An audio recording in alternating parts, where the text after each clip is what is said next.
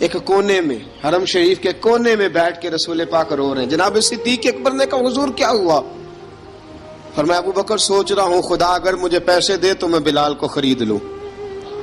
اگر رب پیسے دے تو خرید لوں، سوچ رہا ہوں۔ جناب ابو بکر صدیق گھر گئے، گھر جا کے حضرت عباس کو بھیجا، کہا امیہ میرا مخالف ہے، مجھ سے وہ بات نہیں کرے گا، آپ جائیے، آپ جا کے کہیے بلال کو بیچ ڈالے۔ حضرت عباس نے جا کے کہا بلال کو بیچ دو۔ کہنے لگا میری قیمت بہت زیادہ ہے، 50 دینار کا میں نے خریدا ہے اور میں منافع لے کے بیچوں گا۔ حضرت عباس نے آ کے جناب صدیق اکبر کو بتایا تو ابوبکر صدیق فرمانے لگے چل مجھے ساتھ ہی لے جا، دیکھ لیتے۔ پہنچے، جب ابوبکر صدیق کو آتے دیکھا نا تو چڑ گیا، کہنے لگا ابوبکر اگر تو بلال کو خریدنا چاہے تو وہ جو تیرے پاس رومی غلام ہے وہ مجھے دینا پڑے گا، 2 لونڈیاں اس کے ساتھ دینی پڑیں گی، اور یہ 50 دینار کا ہے، میں تجھ سے 2000 دینار لوں گا، 50 دینار کا ہے 2000 دینار لوں گا۔ حضرت صدیق اکبر رضی اللہ تعالیٰ عنہ نے فرمایا مجھے منظور ہے، مجھے منظور ہے، منظور ہے مجھے۔ تو ابوبکر صدیق نے وہ تینوں غیر مسلم غلام لیے، 2000 دینار لیے۔ حضرت عباس نے بھی کلمہ نہیں پڑھا تھا، کہنے لگے ابوبکر تو کامیاب تاجر ہے، کیا کرنے لگے ہو؟ تو حضرت ابوبکر صدیق کہنے لگے آپ نے بھی کلمہ نہیں پڑھا، آپ کو اس سودے کا پتہ نہیں، آپ ابھی اس لذت آشنائی سے واقف نہیں،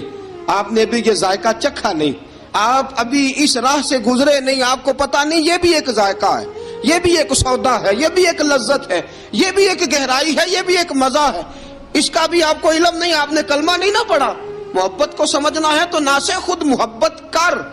کنارے سے کبھی اندازہ طوفان نہیں ہوتا۔ فرمایا ابھی تو راہ گزر میں ہے، کہتے مقام سے گزر، ابھی ذرا آگے چلیں گے نا، جب آپ کلمہ پڑھیں گے تو آپ کو پتہ چلے گا۔ حضرت سیدنا بلال حبشی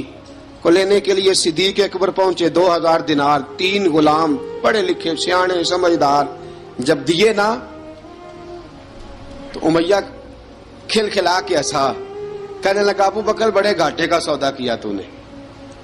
ابو بکر تو نے بڑے گھاٹے کا سودا کیا ہے، یہ پڑھا لکھا مجھے دے کے جا رہا ہے اور یہ ان پڑھ تو لے کے جا رہا ہے، یہ خوبصورت رومی غلام دے کے جا رہا ہے اور یہ حبشی کالے رنگ کا تو لے کے جا رہا ہے، اور 50 دینار کا غلام 2000 دینار میں تو لے کے جا رہا ہے، اتنے گھاٹے کا سودا، اتنی بڑی نادانی۔ حضرت جناب سیدنا صدیق اکبر رضی اللہ تعالیٰ کہنے لگے امیہ تو کافر ہے،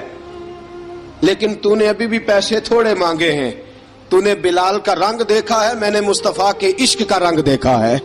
فرمایا تو ابھی اس کے رنگ میں الجھا ہوا ہے اور میں جو اس کے باطن کا حسن ہے وہاں تک پہنچ گیا ہوں۔ حضرت سیدنا بلال حبشی رضی اللہ تعالیٰ عنہ ساتھ کھڑے، جناب ابوبکر صدیق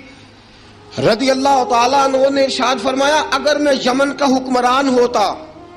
یمن کا بادشاہ ہوتا، اور تو مجھے کہتا کہ بلال میں تب دوں گا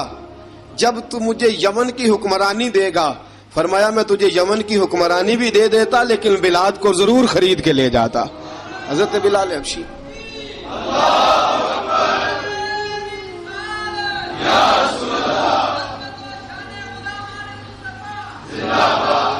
جناب سیدنا بلال حبشی، حضرت سیدنا ابو بکر صدیق فرماتے ہیں جب میں بلال کو لینے گیا تو حال پتہ کیا تھا؟ ادھر دیکھیے گا، فرماتے کہ ٹانگیں اوپر کر کے نا جس طرح آدمی رکوع میں بیٹھتا ہے اس طرح کر کے نا ٹانگیں، اور سر پھر زمین کو لگا کے اس طرح سجدے میں آپ جاتے ہیں، لیکن بالکل ٹانگوں کے ساتھ سر رکھ کے۔ فرماتے 4 بھاری چکیاں ریت پہ حضرت بلال تھے، ان کے اوپر چکیاں رکھی ہوئی تھی، اور فرماتے ہیں حضرت بلال تھوڑی تھوڑی حرکت کرتے تھے تو وہ چکیاں جسم کے ساتھ لگتی تھی نا، پارٹ ان کے، فرماتے ہیں زخم بن گئے تھے، خون نکلتا تھا۔ فرماتے ہیں میں نے وہاں سے جا کے حضرت بلال کو نکالا، پیسے دیے، لے کے آیا تو جناب بلال کہنے لگے جلدی جلدی چلو حضور کے پاس،